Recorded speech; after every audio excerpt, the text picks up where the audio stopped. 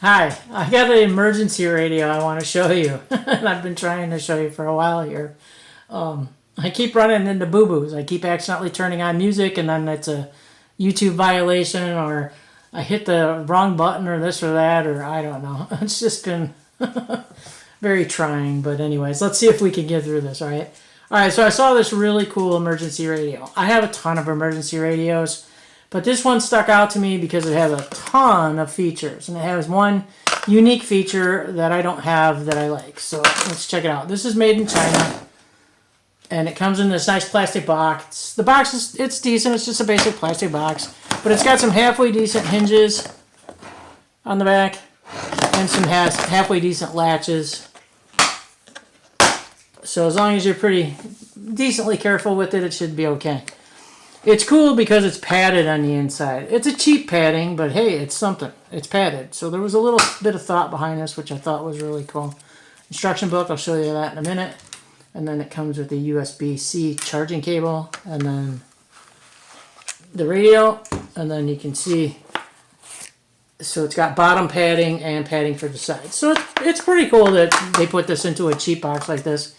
This way, if you toss this around in your vehicle or inside a backpack or something, or wherever you decide to put it, it gives it a little bit of protection. So that's pretty decent. All right. The instruction booklet, real quick. I just want to show you this because it's pretty impressive. It has a ton of features. Just a ton. And some really decent explanations. I was very impressed that they took the time to actually do decent instructions for everything. So very cool on that. Usually when you get them from China, the instructions are just horrible, just terrible to read. All right, so here's the radio. It's pretty cool. I like it. It's different. It reminds me of retro style. It reminds me, for some reason, like an old walkie-talkie. Like a MASH unit walkie-talkie or something. It's a big, bulky brick. Let's see. I'm sure I got a tape measure here. Let's see what we got. All right, so it is approximately 3 inches wide, 2 inches deep, and then the highest point is the light, and that's at 5 inches. So it's a little chunky monkey. For a little compact deal. Okay, so there's a few versions of this radio. There is analog, which I got, you can see, and then there's a digital version. I went with the analog because, like in your car radio, it seems that you get a little bit more flexibility in tuning stations in when it's analog than digital. At least that's been my experience with analog and digital. So on the front, yeah, you got your screen, you got your AM, FM, Bluetooth, TF, USB, and you got shortwave, which my other emergency radios don't have. So that's what I was interested in, that this has not only weather band, but it has short band, which is really cool. And if it was a really, really nasty emergency, where you're going to rely mostly on shortwave and weather band, it's just too cool to have that. So the red button is the power button, and then next to it is the spinning wheel for your tuning. And then this is supposed to be a 5-watt speaker. It sounds pretty decent for what it is.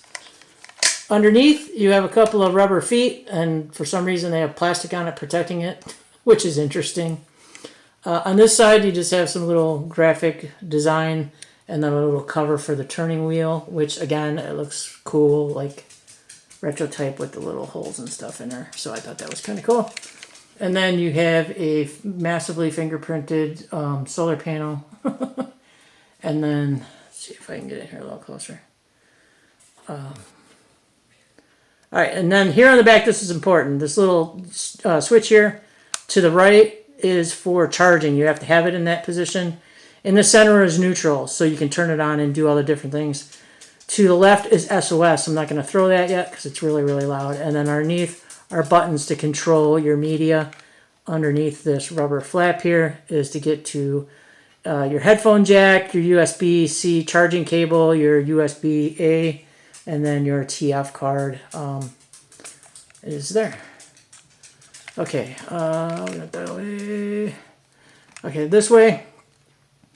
There's your little crank handle for charging this in a really dire emergency, because, man, you're going to be cranking for a while. But it's decent. It works okay.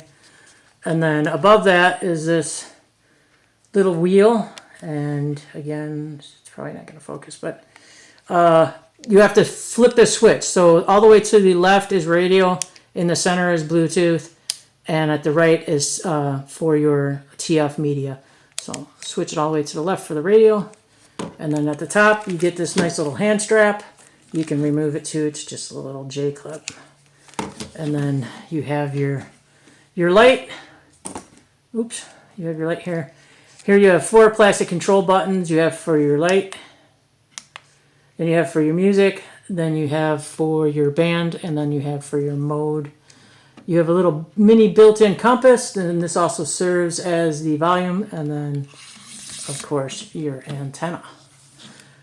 So it's pretty decent. All right, now I got to be careful here, because this is where I got in trouble the last few times I've been trying to turn this on.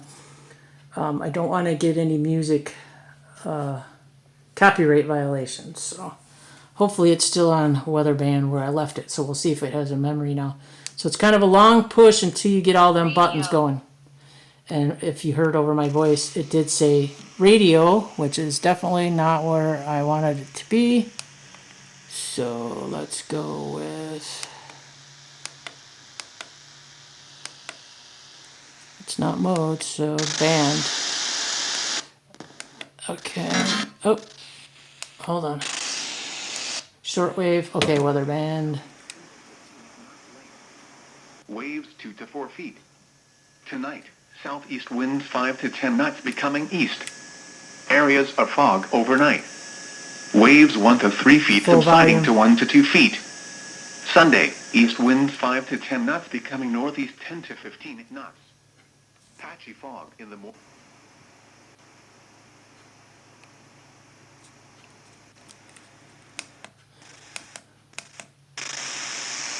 I don't think I can get shortwave in the house. Probably not. No. Okay, so it kind of sucks. The speaker is decent. I just don't want to get a violation for playing copyrighted music, but actually I was very impressed with the sound of the speaker. It's decent for a little tiny radio like this. In an emergency situation, you're probably not going to be blaring it anyways. But if you're just using it, you know, like we're out camping or something, it's a decent little radio for like in your tent or something. Okay, so you saw the light, the flashlight. Okay, so I'm going to test the SOS, so it's going to be loud, sorry.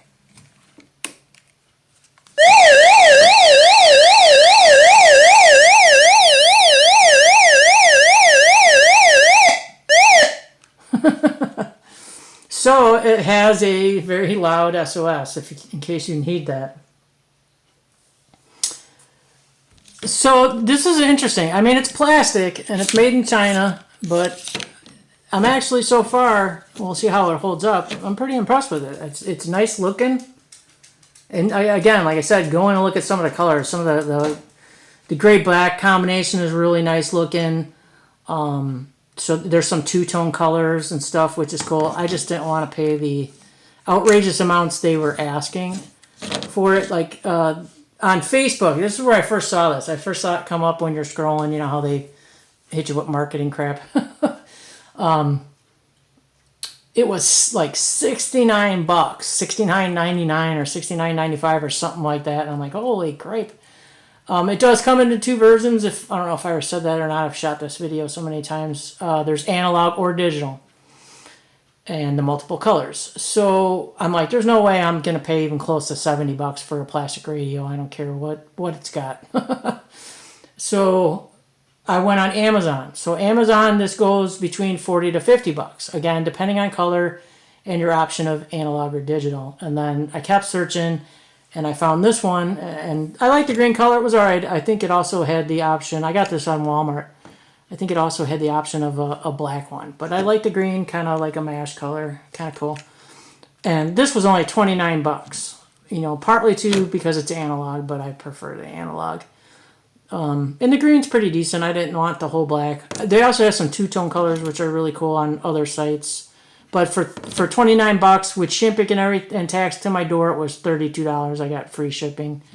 It did take, I think it was a week to get this from Walmart. So definitely worth the wait for the price reduction for sure, and for what it is. It's pretty decent. I'm pretty impressed with it for, again, the price value ratio and the features. I mean, you get a radio, you get Bluetooth, so you can hook it up to your phone. Oh yeah, I wonder if I could. I'll have to check that out. I probably should have did that first, but I should have hooked it up to my phone and looked for royalty-free music. But anyways, I can do that if you're really, really interested. But like I said, it's decent. You know, you're decent sounding for what it is. And the small footprint size of it, you know, it's pretty small. So now, in this instruction booklet, there is a cool feature. Where is it? Radio mode. It's got a backlight function, bunch of notes, Bluetooth function. This side, white noise. Okay, then you got instructions for your TF card and your USB playback, which is pretty cool. And then white noise. So you got white noise, is pretty cool. So that's a different feature. And then it just goes into your different charging frequency ranges. It's got a 1-year warranty. So pretty decent. Again, give you a nice close-up view of that. So it's a pretty cool little radio. Alright, that's pretty much all I got. That's going to go into my truck. Probably. I don't know, I'm going to play with it for a while now that I see all this other stuff on there. So pretty cool. Sorry guys, you know, the medical stuff has really been kicking my butt.